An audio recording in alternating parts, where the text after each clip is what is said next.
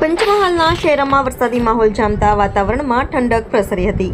પંચમહાલ જિલ્લામાં સવારથી જે વરસાદી માહોલ જોવા મળી રહ્યો હતો, જ્યારે જિલ્લાના શહેરોમાં પણ મેઘરાજા મહેરબાન થતાં વાતાવરણમાં ઠંડક પ્રસરી હતી. જોકે વરસાદ શરૂ રહેતા કામ અર્થે નીકળેલા લોકોને રેનકોટ અને છત્રીનો સહારો લેવો પડ્યો હતો.